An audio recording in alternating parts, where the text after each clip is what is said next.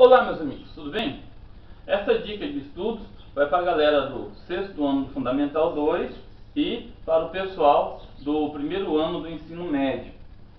Nós estamos vendo sobre hidrografia. Hidrografia é a ciência que estuda as águas, não é verdade?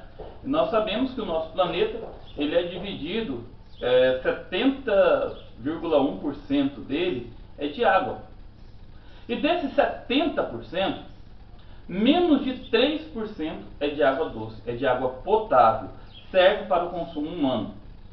Desses 3%,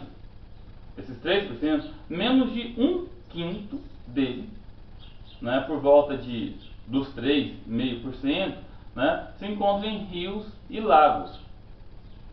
O restante estão nas geleiras, né, rios, lagos e lençóis freáticos. Os restantes são congelados nas geleiras da Antártica, da Groenlândia e do Ártico. Por que é tão importante a gente estudar a hidrografia? Primeiro, pela questão da manutenção do próprio ser humano, do próprio homem. O homem não consegue sobreviver, ele não consegue se manter se ele não consumir água. Ele necessita de água para tudo, né? Para cozinhar os alimentos, para sua higiene pessoal e até para sua hidratação. Mas existe um ponto fundamental que motiva o estudo da hidrografia, tá? Que é a movimentação da economia. A água é utilizada em todos os focos da economia, de maneira doméstica, nas casas, de maneira comercial, nas indústrias. Então é extremamente importante nós estudarmos as águas. O primeiro fascículo sobre as águas, nós vamos estudar sobre os oceanos. Nesse globo que eu tenho aqui, vocês vão conseguir perceber a diferença entre os oceanos e mares, tá? Olha só, vou tentar chegar um pouco mais perto para mostrar para vocês. Ok, vocês estão vendo a África, na verdade? Ao oeste da África nós temos o grande Oceano Atlântico. O Oceano Atlântico é um dos maiores oceanos da Terra, tá? Ele fica atrás do Pacífico e do Índico, mas é um oceano extremamente importante. Aí você pergunta assim, pô, Herbert, por que ele é tão importante? Ó, vocês estão observando aqui na parte de cima, cor de rosa, aos Estados Unidos. Ele mantém relações comerciais com a Europa, tá? Ele mantém relações comerciais com a Europa.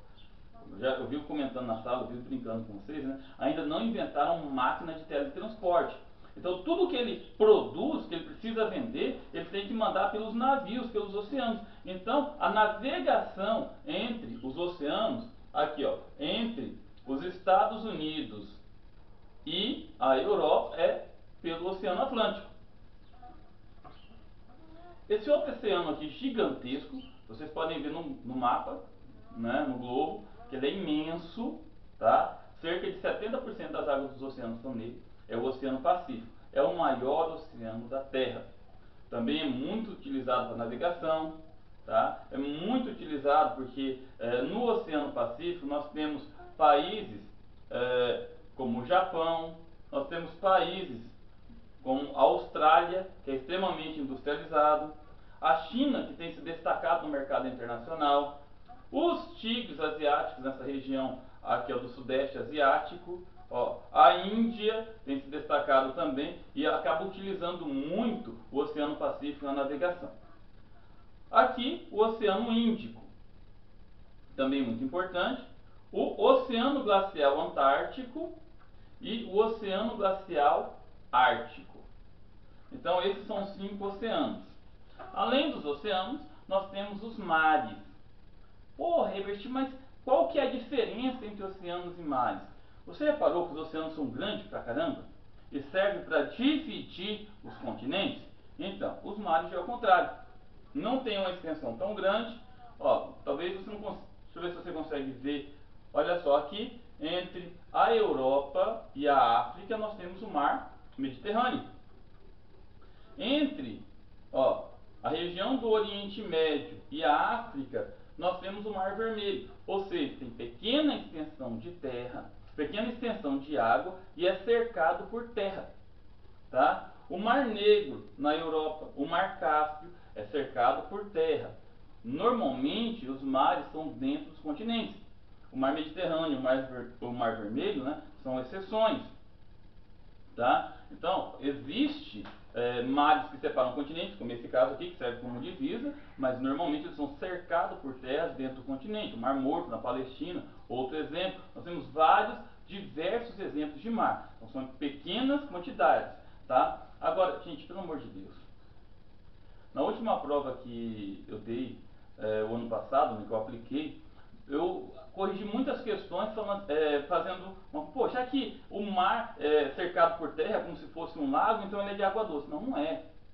Tanto o oceano quanto os mares são de água salgada, tá? Os dois são de água salgada. Então o problema, a diferença está na extensão, no tamanho, tá? E na sua delimitação territorial. Então o oceano ele serve para dividir os continentes e o mar ele é cercado por terra, tá? Normalmente dentro dos continentes, ok? Outro fator importante que nós estudamos bastante é sobre a questão do relevo submarino. Então, no fundo dos oceanos tem ondulações, assim como tem nas partes emersas da crosta, tá? Tem todas ondulações. Na parte emersa, nós não temos planalto, planícies, depressões, cordilheiras de montanhas, serras, vales. Na verdade, é o relevo. Nós já aprendemos sobre o relevo. Então, na parte interna, dentro do fundo do mar, também tem o relevo. Dentre o relevo, nós podemos destacar as fossas abissais. Dentre as quais, fossa, o próprio nome é sugestivo. É um buraco muito grande, é uma região muito profunda. Dentre as quais nós podemos destacar as fossas das Marianas, que fica no Oceano Pacífico. É a região mais profunda do planeta. 11.034 metros e fica no Oceano Pacífico. Ok? Outro ponto que nós estudamos também são sobre as movimentações das águas dos oceanos. Nós estudamos sobre os conceitos de ondas, sobre o conceito de correntes marinhas e sobre o conceito de marés, tá? Uma pergunta que eu sempre gosto de fazer para o sexto ano: o que é vento? É o ar em movimento. Então, o vento, né, o ar ele está se movimentando o tempo todo, e quando ele se movimenta, ele movimenta também as águas dos oceanos e dos mares, fazendo ondas, ou seja, ondulações. Quando chega próxima das praias, essas ondas se abarcam, tá? Então as ondas são as movimentações das águas dos oceanos e dos mares. As marés, né, é uma situação diferenciada. Nós sabemos que a gente fica preso aqui no planeta Terra, aqui no chão, a gente não sai voando para o espaço, porque existe uma força que nos prende aqui, que é a força da gravidade. O nosso planeta ele fica preso na órbita que ele gira ao redor do Sol, porque o Sol exerce uma força da gravidade sobre a Terra. Existem outros planetas, na verdade outras estrelas, que seguram a Terra também nessa órbita, senão a Terra era puxada para o Sol, não é verdade? A Lua é um grande bloco que também tem força de gravidade, e essa força de gravidade também influencia aqui na Terra. E as marés é um desses fenômenos, né, que é um desses exemplos da força da gravidade da Lua. Então, nas regiões beira-mar, nas regiões litorâneas, né, algumas regiões mais específicas, né, durante determinada época do mês, a Lua exerce uma força muito grande e aumenta o volume da água do mar, do oceano. Quando isso acontece, nós dizemos que está acontecendo a força das marés. Então é a força que a gravidade exerce, a gravidade da Lua exerce sobre as águas dos oceanos e mares. Ok? As correntes marinhas é uma forma de movimentação constante das águas, tá? Elas possuem causas por causa das diferenças de pressão, temperatura, salinidade e ação dos ventos. Eu vou tentar parafrasear de uma maneira mais clara para que você entenda.